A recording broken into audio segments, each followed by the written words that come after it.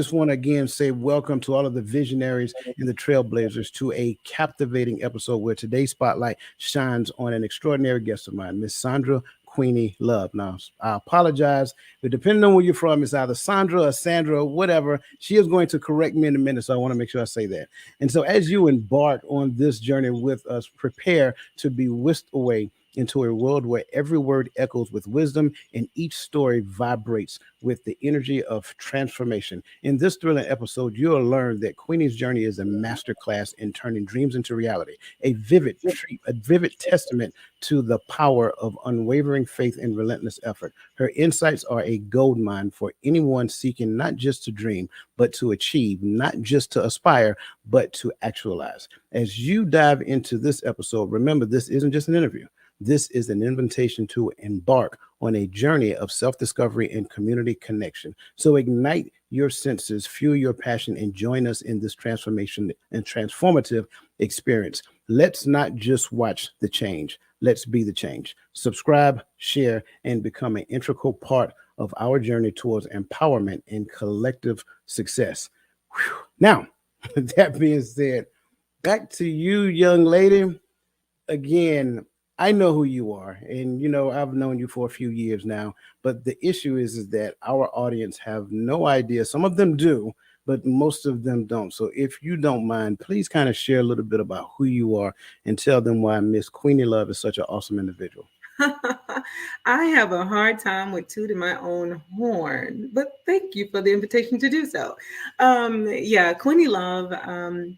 Some may know me from the relationship zone, but others just know me from the community work that I do here in the DMV, and also my passion, when it comes to developing better relationships. So that's what I do. I enjoy, having these tough conversations, confronting issues, holding myself accountable while we also raise up accountability and importance of accountability to others and with others.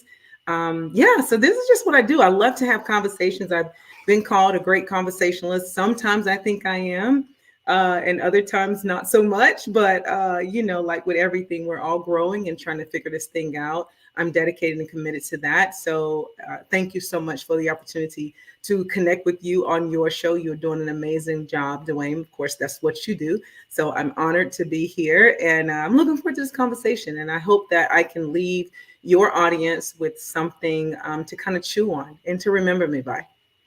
Well, I definitely believe that you can no doubt do that. And just for a little background story, I've known, like I said, I've known her for some years. And I remember like my first thing, right? She gave me some amazing points and tips and some feedback that I needed because I was nervous. I'm not gonna lie. It was my first one. This is the one I did with Natasha on Yeah. Instagram. I was nervous and she just gave me some amazing feedback, and I kind of took that moving forward. And don't let her fool you. She is definitely an amazing conversationalist. So let's kind of like jump into this real quick. And I think the first portion is going to be the journey to self discovery. So the question I want you to share, the question I want to ask you so that you can share your response with everybody is, can you kind of like walk us through earliest influences in your life that steered you towards personal development? When I read this question initially, the immediately the first person that came to mind was my grandmother, right? I think that many of us can relate um, to our childhood, right?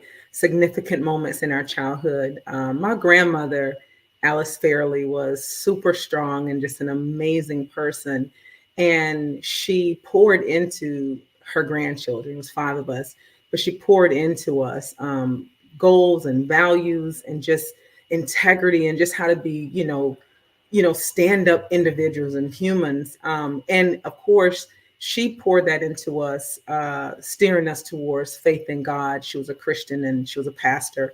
But she poured that into us. And it was a seed that she planted that has blossomed over and over and over again. It is a gift that has kept on giving. And so she is definitely one of my earliest influences, and just taught me about becoming a better me, right? Constantly working on myself and never feeling that I fully arrived. Um, just knowing that there's always work to be done. And that definitely came from Grandma Ellis Fairley. I so love that response because in listening to you talk about your grandmother, sounds like you're talking about my grandmother, to be honest with you. I tend to quote, and for those of you who've watched this show on several occasions, you've heard me quote my grandmother over and over again. And my favorite quote from her is just give time time. And when I was young, I had no idea what that meant. And then when I got older, it just started coming full circle because there's so much power and value in that statement alone, and so I use it now religiously. And then another thing that kind of stands out to me about my grandmother, and I'm sure that you can relate, that my grandmother was a praying woman. I mean, I got to the point where I would be like, I don't want to be around when she was praying because I felt a little uneasy. Like she would go on and on and on. And I'm like, Grandma, I ran out of stuff to pray for. Like she, no, baby, get back down here and pray some more. And then, for me, one last piece I want to add to this is that it kind of dawned on me later on in life that, a lot of the things that we're experiencing right now is a result of what they did when they were on their knees, the prayers that they did for us, the prayers that they did over us. Like we're reaping some of the benefits that we're experiencing right now because of those prayers. So I so like the fact that you mentioned your grandmother as your inspiration, because I think that's awesome. Yeah. Yeah. Yeah, I definitely go with you on the prayer. My sister and I were together over Thanksgiving holiday, and that's one of the things that we both agreed is that we feel that our entire circle of siblings, we're living off the prayers of our grandmother.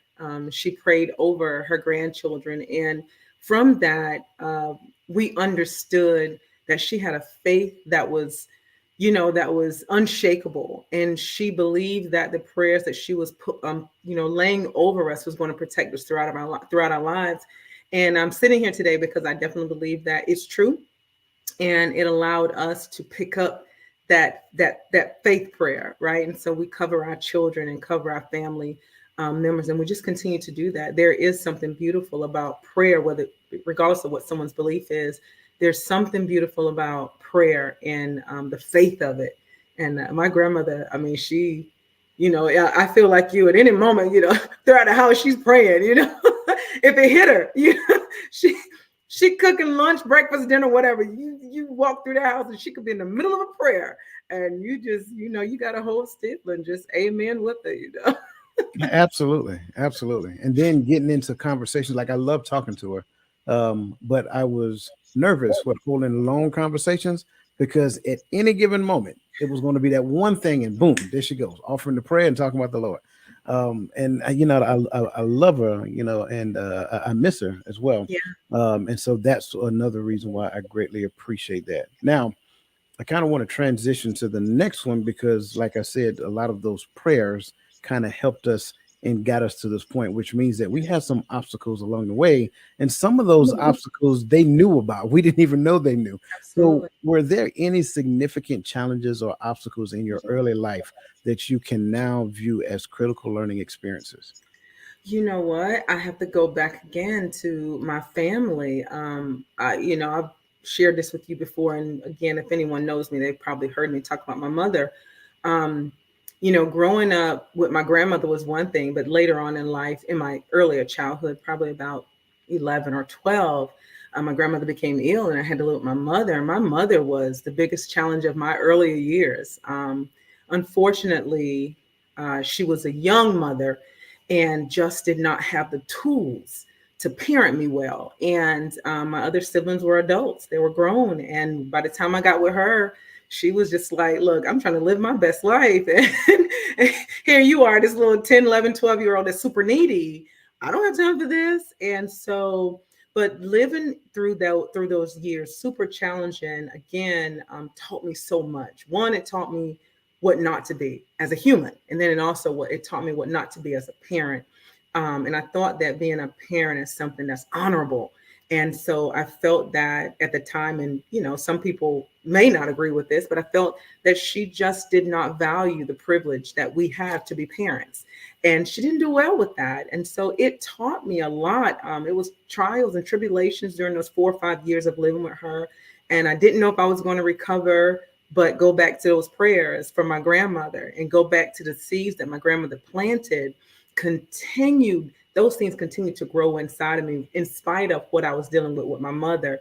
I knew what good parenting looked like, and I'm thankful for that. Even today, I'm still thankful for that. And I tell my children that because of my grandmother, I'm able to be the parent that I am today. Although I don't get it all right, I go back and think about it. Would she be proud of me? Because I didn't want to be like my mother was. Man, that is so good. So good. And even as I look at this question for me, and I just kind of want to throw this out there because I know that there are some men who may have experienced this. My challenge, kind of equal to yours, but just Mhm. opposite, was Yeah. the absence of my father. So now I'm trying to figure out this thing called life as a young boy. And here's the challenge: predominantly in my household, females. So all these females, and I got like one uncle that lived with us. Then I will always go to my grandmother's house. Why? Because that's where the men was at. So, my dad's youngest brother, and when his older brother showed up, my dad is the oldest of all, right? And so I tried as much as I possibly could to be around men like as much as possible. But then my grandfather, so I kind of grabbed hold to him, and so he became my dad. But he was older at that point. So I would sit down and watch the Atlanta Braves baseball game with him, or Perry Mason, and things of that nature. Because make no mistake about it, if they were on TV, that's what you're looking at. Don't care what you thought you wanted to look at, but you're gonna look at these things. So the challenge for me, again, just trying to understand what life looks like as a young boy, then as a man, a young man, and then transitioning into parenthood. I seen how the women parent, right? Because it was everywhere, but I never seen none of these men parent. Even my grandfather, all his kids was grown, so it's not like I can learn a lot of parenting lessons from him. So it was like trial and error. And so some of my biggest obstacles and hurdles was just learning how to be a man, learning how to be a father. And then, I got to steal a phrase from a friend of mine. Now I'm a far better grandfather than I ever was a father, because I look back and see all of the mistakes that I made. And I want to be there for my son to make sure that he doesn't make those mistakes, but then leave him the latitude to make the mistakes, because I understand that that's where a lot of the lessons that he needs is going to come from. So that was for me. That's it for me. And as I'm listening to your story and comparing it, I like the fact that, even though, you had these obstacles with your mother, you still had your grandmother, right? And so you could learn those lessons from your grandmother. But again, on my side, where did I go? Where could I go? Right. So, and I know that there are a number of men out there like that. And I'm just kind of curious. Have you ever heard that on your platform or had conversations such as you're muted? Okay, sorry about that. You So got- your question is, have I heard that from men, the challenges that men have? Oh my goodness, yes, many men. We often talk about women, having these wounds, right? Father wounds and all this other stuff. I don't think we talk enough about the wounds that men have, whether it is growing up only around women, right? Or whether it is the missing the father, Mhm. right? Um, or really not learning about life from a man other than in the barbershop, or or learning about manhood in the church, and that still comes off as from a feminine perspective. I've heard it all Yeah. from the men that have come onto my show, and some of those that aren't so comfortable coming onto my show and just talk to me one on one. I've heard the challenges, and but I've also heard stories where they've overcame, they've had an opportunity to overcome it. Absolutely. They realize and recognize that this is a shortcoming or something that they're in a deficit of, and they seek out a way to heal it. And I think that's the beauty of it. I just don't think we talk enough about that with our men, because our men are hurting too. Our men have been hurt too, as boys. Yeah. So yeah, to your question, I definitely have talked a lot about that and seen it a lot on my platform. Yeah. And I do apologize for bringing your platform into the conversation It's too okay. early. Too early. But I'm here for you, the mindset coach. oh, we're gonna talk about coaching later. But anyway, Moving on to the section to what I tend to call the turning point, right? Sure. And so now we've talked about what it looked like, growing up, some of those inspirations, some of the obstacles. That what were some of them, like say for example for you, and I think I kind of already know the answer before I even ask. What were or was the most significant sacrifices or compromises you had to make to this point? This question kind of stumped me, right? Because I'm like, now, what is he talking about to this point? Like in life? Sure, I'm sure there are more Come sacrifices. on, we've made a gazillion sacrifices through life and compromises. I mean, there's so many I could think of, but I think one that just kind of jumps out at me, just going back to parenting, right? The sacrifices that I willingly made Yeah. when I became a divorcee. Mm, And I'm reminded of, because sometimes we're so, our head is so down in the work and the weeds that we don't really see how far we've come, right? And we just keep on working, and sometimes we're critical on ourselves and we're hard on ourselves, and we don't ever feel like we've done enough. And I'm guilty of that, because when I became a divorcee, I start looking at my kids and I'm like, I got to do everything I can do to make sure that they live the same life that they had prior to me becoming a divorced mom. And I sacrificed my time. I sacrificed my education at the time because I wanted to go back to school. I sacrificed, going to the military. Didn't make it because I was gave up all these things. But again, it was so, to me, it was what I was supposed to do. And I didn't think, you don't get no badge of honor for any of this stuff, right? You just, sometimes you get your kids telling you off, but the blessing came after I gave up and sacrificed, again, willingly, because I don't want anyone to get it twisted. As a parent, I felt like I did what I had to do, but it doesn't mean it wasn't a sacrifice. Um, but one thing I would say is that I didn't recognize it, Dwayne, until my father called me. He's now since passed, who is my number one cheerleader. Um, he called me one day and he said, "Hey, baby, I'm proud of you." And I was like, "What you talking about, daddy?" That was my normal with him. And he says, "No," he says, "I'm proud of you." He said, "Because you did not forget." And I was like, "What, you didn't forget what, Pops?" I slowed down because I was out taking a walk. And I said, "I didn't forget what?" He said, "You did not forget that your children still needed to be raised, regardless of you being a single parent or not. You did not forget." He said, "I see what you're doing, and I'm so proud of you." And in the moment when he said it, sometimes we minimize our accomplishments, we minimize the things that we're doing, we minimize compliments that people give us, we blow it off. And I was doing that in the moment, and then I paused and I really ran that back in my brain, because my father remembered that my mother abandoned us, right? My father remembered all that stuff. And he looked at me saying, "You could have done something different, but you instead gave up everything to focus on your children." And again, I didn't think I needed no reward or award for it. I'm just like, it's what I do. But I think sometimes we do need to sit back and look at it, because we're sacrificing a lot. We give up a lot to make decisions for others and to make others comfortable, regardless of, our responsibilities. It's still a lot of sacrifice coming from within. And it felt really good once I really took it in to hear him say, "I am proud of you." So you know what? You know what? Oh, I'm sorry. I'm sorry. Is that me? Is that me? How about now? Okay. So as I'm listening to this, me being a father who have daughters, right? You often and I'm talking about me now. I often wonder, do my words matter? What I tell them, and some of the things I say to her, because I got two girls, right? Does it matter? Does it sink in? Like, how do they receive it? So forth and so on. And with the hustle and bustle of everything that's going on, you got the internet, you got social media, you got life that they're trying to live, life that they're still trying to figure out themselves. Fortunately for me, neither one of them are with child.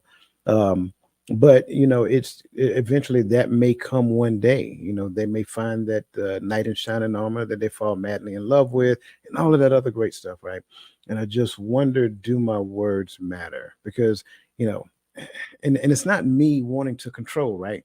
It's just me wanting to know that I have a significant influence in their life. Not that I want to control their life, not that I want to do anything. Like the things I add to you, is it value added? What more do you need from me? How can I be there from you, for you, outside of just my normal, narrow scope of daddy? I don't want nobody touching my baby. My oldest daughter, she's 27 years old. So, like, these are some of the things that go through my mind. And I love the fact that you share how his words, how they actually impact you. Because we as fathers, in most cases, we don't know. Now, don't get me wrong. The baby girl, I know she's a daddy's girl. No questions asked. Like I can go rob a bank and she'll be like, "Daddy, you're innocent." Just being honest. That's who she is. But the oldest one, she's at that point where she's trying to figure out life. She wants to know the meaning of her life. And so we have some of those very intimate conversations where I want her to understand that she is destined for greatness. And so fathers, just like I can speak for this father, right? We always want to know whether or not that we're impacting our daughters' lives, whether or not we're adding value to their lives. And if they ever, if they're ever in a spot, will they pick up the phone and say, "Daddy, I need you"? Because I'm telling you, as a father, I would drop whatever it is I got going on and I would eat the highway up to get there. And it's I think they understand that, but I don't think they really understand it at the level I understand it. And so I thank you for sharing that with us. Um, Sacrifices are huge. I don't think we recognize a lot of the sacrifices that we make in the midst of making the sacrifice, right? For me, being in the army, it was difficult because I was always gone. So I missed this and I missed that. I missed football games. I missed graduations. I missed all of those things simply because duty called. And I don't think that translates well in the mind of a child. Like he had to work. Like, no, he had to work. He just couldn't take off. Well, little Jimmy's dad was here for lunch. Why you wasn't here, son? I'm the only guy in my entire squadron with my MOS at my pay grade. When I leave, everybody knows it. And for whatever reason, I always call Son Dwyer, Son Dwyer, Son Dwyer. So it was just one of those things. So what I would say is that, and it's going to sound strange, but I kind of sacrificed being there for the army.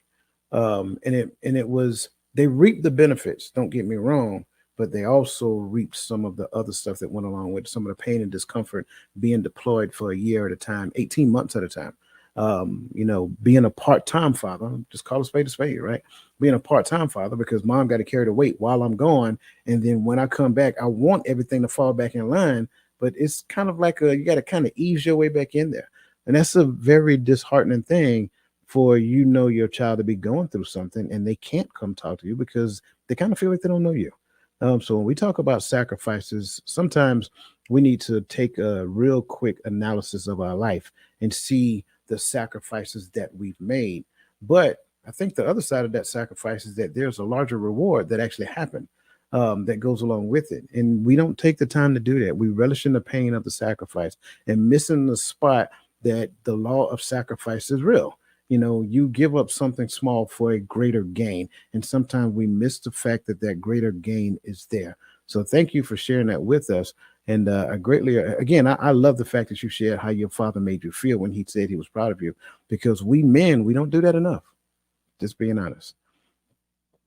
Um, Yeah, it so, definitely. If I can add, I just want to add this absolutely. because I love, my dad. Like I said, that was my favorite guy. So, so when I talk about him, I light up because that was my dude. But yes, um, it was so like, and it has carried me. This was years ago. My kids are grown. I got grandchildren. So everybody know I got two of them. So, but this was a long time ago, and it has stayed with me. I knew my dad was super proud of me. Um, so just to your point, he might have hoped that I could understand the measure of his love for me. um, Rest assured, I tried to make sure he understood from me, from my lips to his ears, how much he meant to me and the gifts that he gave me, the knowledge that he poured into me, the nuggets that he would leave with me as I'm driving down the road, listening to these stories over and over again from him, right? Um, just like my grandmother. Those words stay with me. And here's the beauty of it all. And this is what I love. So for parents, I don't want to start coaching and all this, but parents, give it now, because I'm telling you, it's a gift that your children will give to someone else. And it keeps going, because the things that my grandmother taught me, whether I liked them or understood them then or not, I've given them out along my journey to everybody, not just my children, but to everybody that sits up next to me and they're having a moment or struggle or a hard time. I'm trying to make decisions. I'm able to reach back into my box of gifts from grandma and give them some words of wisdom. Same thing with my father. My dad talked to me and be on repeat for years, and I'm able to reach and give them gift because they blessed me, and now I pay it forward. So I have people living now off the words of my father that they didn't even know. So when he passed away, my struggle, and Dwayne, you remember because you met me around the time my father passed away, actually. But when he passed away, I struggled because I was left with so much from him and I didn't know what to do with it. It was the hardest thing. And then the other part was I start saying, well, where am I going to now get this support from? Who's going to support me now? No one can support me the way my father supported me. So So uh, see, you know me. See, you said something, and that kind of makes me want to go over here. Nobody can support me like my father. I'm not gonna do it. I'm not gonna do it. I promise. I'm gonna be good. I'm gonna be good. So, and thank you again for sharing that. Because again, I do understand. And so it is my prayer that I could just be as impactful to my kids, to my daughters, as your father has been to you. So thank you for sharing that. Speaking of this proud moment, like he's proud of you, these accomplishments that you've made, right? These trails that you've blazed over the years, like what activities or interests initially sparked you, kind of sparked your passion, right? And how did they evolve over time? I'm curious. interest that initially sparked so I'm a creative and my mind is constantly in forward motion, right? I'm never going backwards. It's always in forward spinning, right? It's a little bit much even for me, but I realized that God had given me a lot of gifts. Unfortunately, with those gifts didn't come a whole lot of attention span, but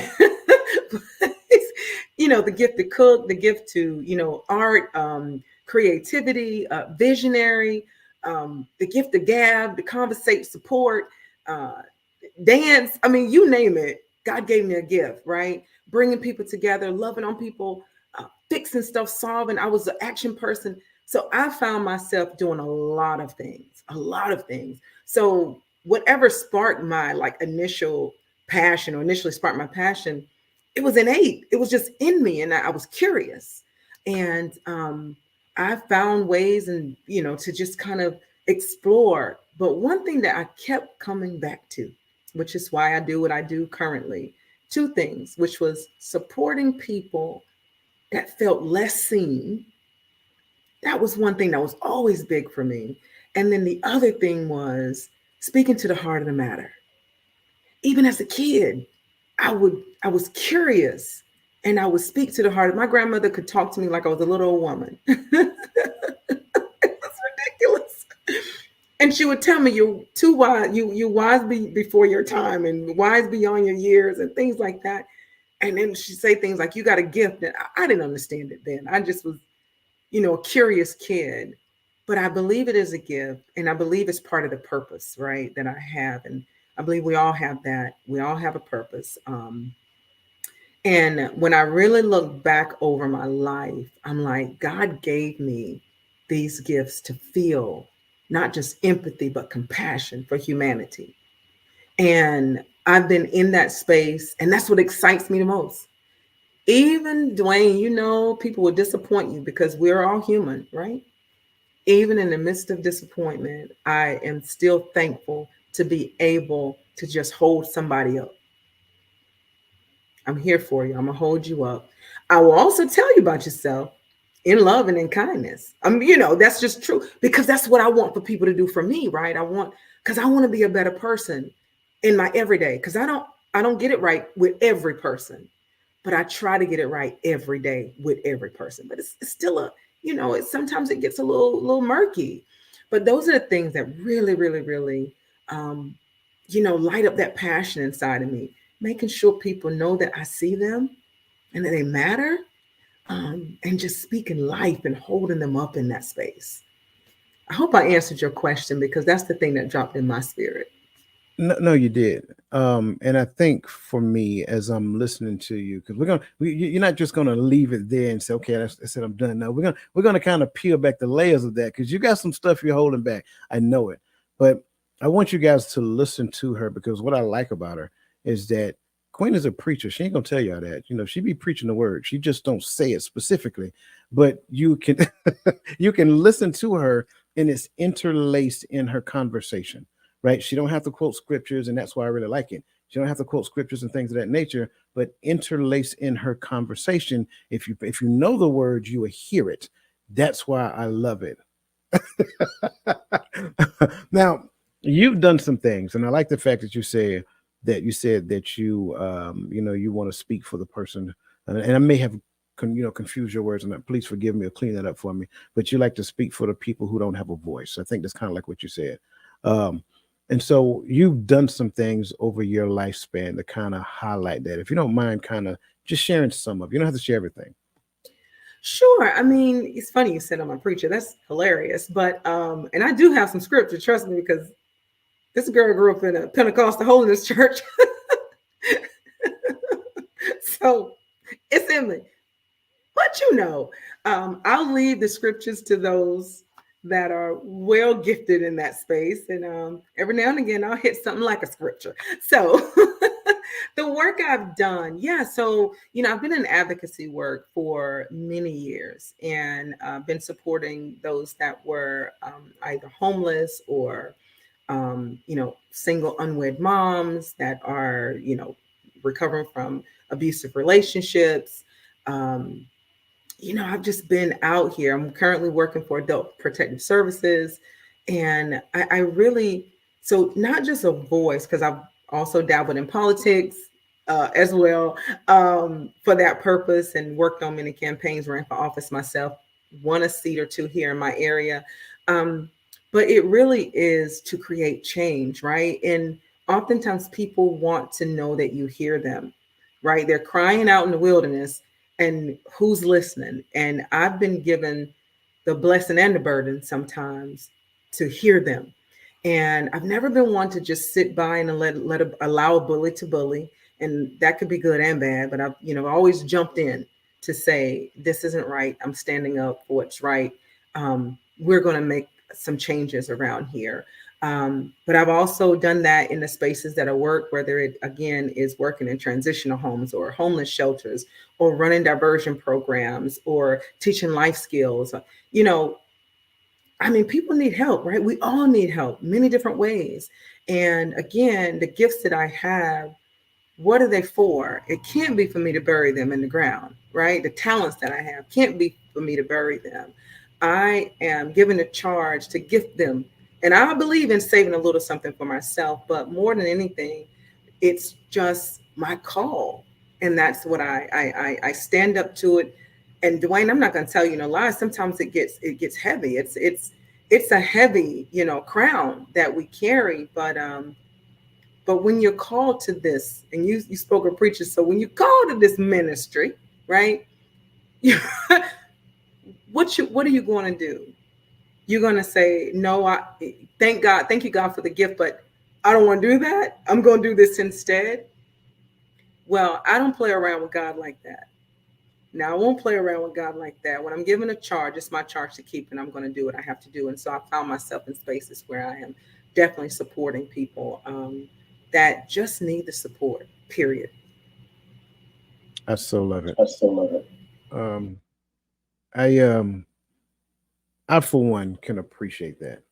Just simply being in, wherever you are, anybody out there, just considering other people, right? considering what they're going through and some of the things, like, because life happens, right? How do you say it? Life be happening, like life be lifing. They, that's her thing. Life be lifing, right? I like that because that's true. We need to understand across the board that this thing that has happened in my life, it may have been tough, but it didn't destroy me. It didn't kill me. It didn't set me so far back that I can't look at somebody else and say, how can I help? And I think a lot of times, especially today, we stay stuck in these cell phones and we don't even want to hold our head up to speak to others, let alone see if you can help them. And so as I'm listening to you talk about this and knowing some of the things that you've done, kind of like another brother of mine up in that area, Minister Gerald Napa. I mean, you guys do amazing work, and I love it. I like the fact that you're out there, you're in the streets, you're helping the homeless, you're helping the kids. You're helping some of these adults who've been through some things in their life, and they just need like a little nudge in the right direction. There's nothing wrong with that.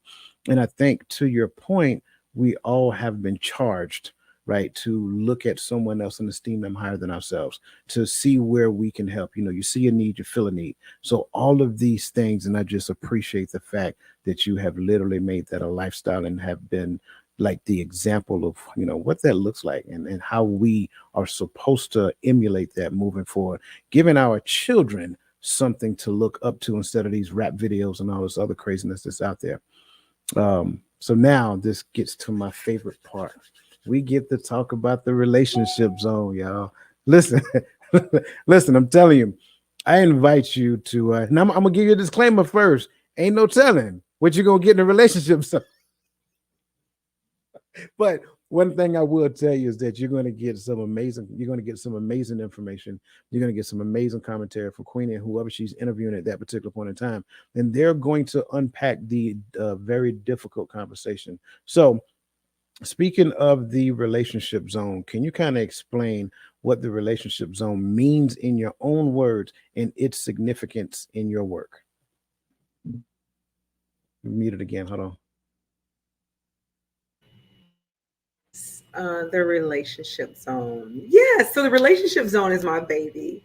Um, it started out as it was a totally different show, and it was in person. And but I looked at that show, and it had created unfortunately, it had created kind of a glass ceiling, and I could not bring the previous show.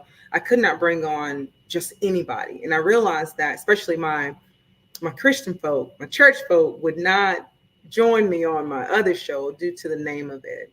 That name was Bar Talks, and still have it, but I said, well, let me just think about what it is that I'm doing every day. Every time I meet with people, every time we're on camera, every time we are live, what's the running theme? Regardless of what topic we were talking about, even if I was helping returning citizen register to vote, or get their IDs, the running theme was still the relationships and connecting and together. And I love to use the word together, the togethering. But it was bridging the gap and bringing people together. And there's a poem right up here called Bridge Builder. I realized during the time of creating a relationship zone, a friend of mine blessed me with this. And I had to sit with that for a while and kind of think, what does that mean? Um, I have been building the bridge in relationship spaces for a very long time. And so for me, it is about having conversations about personal relationships that you have, starting with yourself and working your way out, right? Whether it's your job, your children, your partner, divorce, sex, I talk about all the stuff. I don't have any uh, qualms about talking about sex and domestic violence all on one show, if that's where we're going with it, or even talking about the relationship, unhealthy relationships in church, or toxic behaviors in church, all the way to your job's front door. So talking about the relationship zone, or I'm sorry, bringing the relationship zone to into fruition, or into frame, really was just to tackle those tough, uncomfortable, sometimes uncomfortable conversations head on. not making it a you versus me, but making it a space that we all are safe and we can learn and we can laugh at ourselves and not take ourselves too serious. And if we disagree, it's not the end of the world. We just disagree. But a space where people, when they listen or if they have the experience or do it in person, they're able to walk away with a different mindset, or they had an opportunity to share a different perspective in that room, and they're welcome to come back again. So the relationship zone is, it's my baby, and I've had a good time with it, and I love love. Period. Doesn't matter what type of love. All love is welcome. I'm diverse and I am inclusive. So I love love, and I just think that this is what the foundation of our very being is built on: love. I love it. Love it. Um, I think it's important. Um, I think it's important for us to understand collectively across the board. There is no one-stop shop to the definition or the clarity that love possesses, right? And I say possess, I mean, I'm talking about the all inclusiveness of it. Sure, we can go one place and get the definition, and I get my definition from the Bible. However, under the umbrella of that is a spectrum of information, a spectrum of emotions, a spectrum of expressions that we all need to understand. And I think what we have to realize is that the Father was so gracious that He gave us all some of Him, but He didn't give not one. He did not give one person all of Him, except for one person. So when we understand that one person, we're all striving to be just like that one person. Um, that helps us to understand that whatever we know in the space of quote unquote love, that there's more for us to know. We don't get to that place and say, I know everything there is to know. You can't teach me anything. No, that's a very arrogant perspective. So for me, I am open to hear all different perspectives when it comes to love. And the key is that we must be at least knowledgeable enough to know from the base model what it is and what it is not. And I think a lot of times we struggle when it comes down to what it is not, because we tend to go, and you guys know me, we tend to go back to the fairy tales and bring the fairy tales. Nobody's going to show up at your house on no horse and say, jump on the back. We're going to ride off in the sunset. We're going to live happily ever after. I'm sorry, Queenie. I apologize. But that's just, and that's the truth. So, what is it? How do we take this thing, this heavy word that only has 4 letters, right? Probably one of the heaviest words that you have in your entire life. And how do we take that and fit it into the space that we call life, right? While trying to help others, people whose life be life into, right? All that other great stuff. And loving our children and loving our parents, and, being kind to people walking down the street, and having a great work-life relationship and all this other great stuff. It can be a lot. And so that's why I just love the platform of the relationship. I loved it from day one, and I still love it today. And every time I catch you, and she hangs out on Instagram, right? I'm trying to pull her over to YouTube just so that y'all know. Okay, good. But whenever I catch her on, I at least go listen, and I want to make sure that she knows I'm there, right? Because I don't think you guys understand. Some of you do, but when you're sitting in the seat and somebody that you notice in the chat, and like, yo, that's my guy, that's my girl, hey, what's happening? You get that boost of energy. That boost of energy, I'm telling you, you can't describe it. That intel, just that is love, whether you realize it or not. Just do something for somebody to let them know, to say, hey, I'm here for you.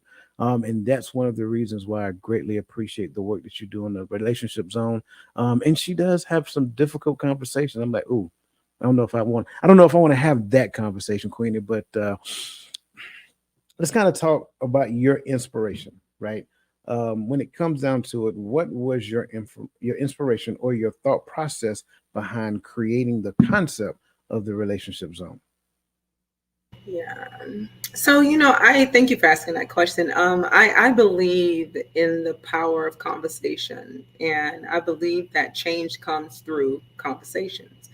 And one thing I see, probably everyone can support me in this thought, is everywhere you go, people want to know how to relationship better, right?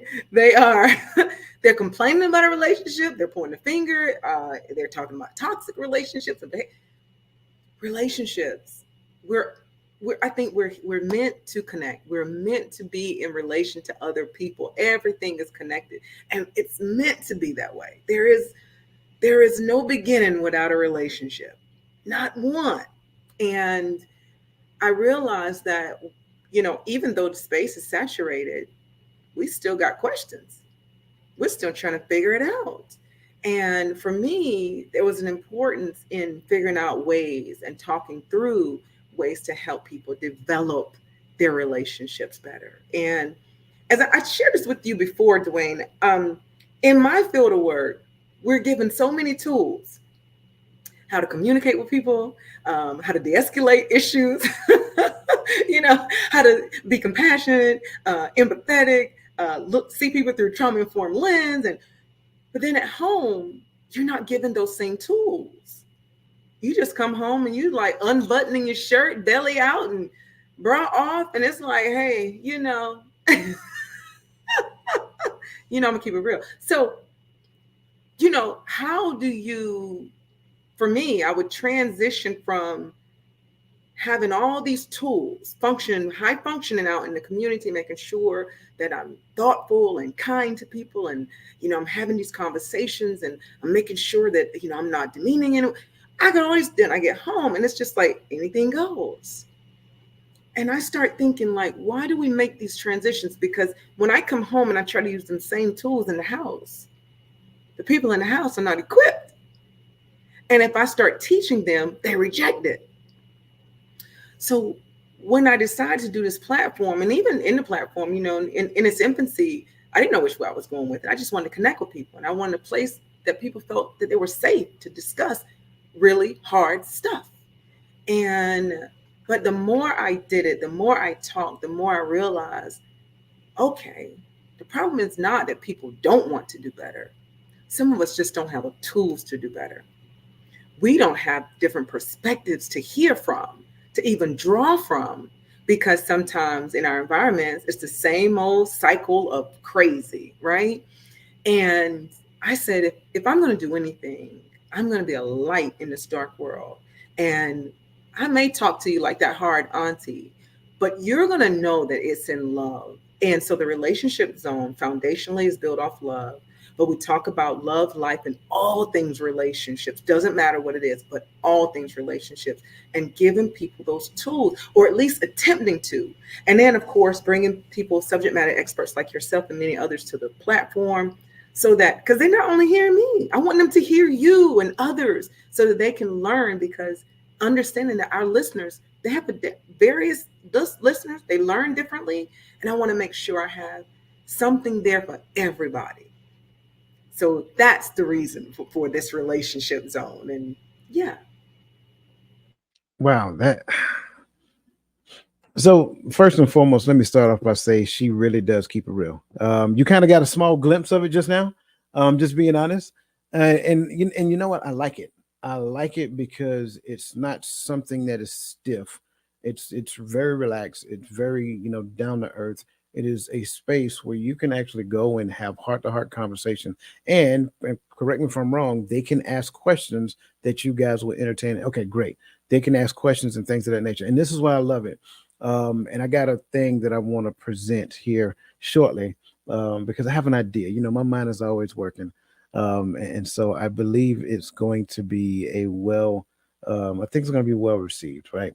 But I like the fact how you broke down the concept, how it came to fruition in your mind, because a lot of times that's what people want to know. It's kind of like when I came up with the idea of empowering perspectives, right? I've always considered myself, now my ex-wife will never agree to this, by the way, but I always considered myself a perspective thinker, meaning that I didn't think that my way of seeing a thing is, I didn't think that my way of seeing a thing is the only way of seeing it. Like we can look at the same thing and you can see it from your end and I see it from my end. It just looks different, but it's still the same cup. And the issue that I've learned is that, well, you're telling me that your end is right. I'm telling you that my end is right. And neither one of us is wrong. So we're arguing about the fact that neither one of us is wrong. And we want to convince you that my perspective is the right one over yours. But if we can stop doing that and realize that, you know what you see is true, what I see is true, but there's only one truth. So if we stop treating what we see as true as the truth, then we'll realize that there are more than one truths within the scope of an environment. And the more we can talk about these truths, not the truth, but these truths collectively, that gets us closer to the truth, right? And I think that's the key. And so that's kind of like how I came up with empowering perspective, because I want to empower every voice out there to speak. Even if I don't agree, it doesn't matter. Right. And I kind of coined a phrase that goes along with it. I don't say what I say to convince you. I say what I say because I want you to consider it. That's it. That's all I'm asking. Just consider it. And even in after considering it, if you see it as being wrong, I'm okay with that. For me, I'm not okay if you just reject it and didn't think about it. See, those are what I tend to call closed-minded people, and unfortunately, people like that, I love them, just got to do it from a distance, though. And so, in listening to, your, how you came up with the relationship zone, I love it because you're right. You're so right, and I think when you combine those two together, you'll discover a lot in this thing that we call life and trying to figure it out. And I want to go a step further because and I want to bring this table to the table because I know it to be true. There's a different level of expectation for you as a black woman at work. I'm just going to be honest. And I've seen it throughout my entire life as a man. Like they expect you to be 10 and 2. They expect you to be perfect from the time that you walk in the door and from the time that you leave. And you have to hold that together. And then you say, for example, you're married, you come home. Now there's other stuff that add to the scenario. So it can be a lot. From the perspective of a man, sure, we're expected to produce at work and we're expected to produce at home. And then you have other people who have, their own opinion about what we're supposed to do when we're still trying to figure out what we're supposed to do as well. So it's like a whole bunch of opinions in the space of quote unquote relationships and so forth and so on. So I think the relationship zone is perfect. It's kind of like bar talk, but you only talk about relationships. You know what I'm saying? So I love it. I love it. So that kind of moves me to the next question, right? And I think this is interesting because I brought in the concept of what it's like to go to work and all those different experiences, right? How did your personal experiences contribute to the development of this concept? Was there anything insignificant or anything that you can just think of? Um, Honestly, the personal experiences, I go back to just, growing up in Fayetteville, North Carolina, I saw so much dysfunction. But again, first first few formative years of my life, I saw a very stable environment living with my grandmother. But I was thrust into a community with my mother, right? And all I saw from the moment I lived with my mother until I left Fayetteville, North Carolina, shout out to Fayetteville, learned a lot there. Um, I saw so much dysfunction from the church house all the way down to my house. It was just dysfunction in the communities and words not spoken and feelings only shared if they were negative. And I just couldn't understand why we could not, like my boy said, why can't we all just get along? Like I couldn't understand because in my spirit, you know how some people grow up and they're like like the kid that wants everybody to be happy, be happy, be happy, right? Those kids tend to grow up to be people pleasers, right? Because they really are jumping through hoops to try to make sure everybody's happy, happy. I found myself not necessarily doing that, but people would call me as a young kid saying, "Oh, there she go being the peacemaker," because I saw all these crazy dynamics in these relationships running rampant. And I kept thinking, if they would have just talked, or if somebody would have just said something, or if they would have asked this question, they would know. So as an adult, I saw that that still was happening. So it wasn't just a dysfunction in Fayetteville. This was life, because life be life. And I was like, I really, really, really pride myself in trying to have conversations. Again, if I don't get it right, I don't get it right, but that doesn't mean I'm not trying. But I'm very intentional. And I just felt like that maybe we can resolve a lot of issues if we just learn how to talk to each other and to listen to each other. And one step bigger than that, can we just apologize? Sometimes our ego says, I'll apologize if I'm wrong.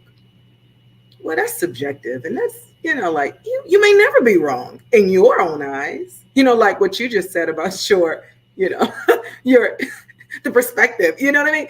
Right. It's ego, right? So I realized like on my platform, and when ego raises up, I tend to steer it because you can see it, you can smell ego coming. And we can't ever really get anywhere when ego is the driving force to prove that we're right and someone else is wrong. And so in the relationship zone, in that space and spaces to come, because I do have more things coming, maybe a little bit of ego, maybe, I guess, but we can't have all ego. That's never going to work because I want us to heal. And you cannot heal with a whole bunch of ego. You got to be vulnerable when you're trying to heal. And that means even when you're physically trying to heal, mentally trying to heal, emotionally, spiritually, you got to be vulnerable in that space. And if I'm wrong, I got to be able to say, you know what? I am wrong. I was wrong. I like it. Sorry about that. I like it. I like it a lot. And wanting to respect your time because I'm gonna try to keep you at about an hour. I want to go beyond that, right? I know you got stuff to do. I want to kind of jump into the I want to jump into the last question because I think that kind of reveals some things about you that we did not talk about. So now, Miss Queenie Love, the relationship coach. Yeah. Yeah, I know, right? How do you apply the concepts of the relationship zone or vice versa, whether you apply your concepts of a relationship coach into the relationship zone? How do they impact one another? Yeah, so I think I'm more so kind of allow these things to intermingle, right? Because I've learned a lot. Again, I utilize a lot of my training in my workspace. I utilize a lot of that in the absence that I saw in relationship spaces, right? Because again, I don't just talk about um, relationships, intimate relationships, but even with work, right? How do you show up at work, right?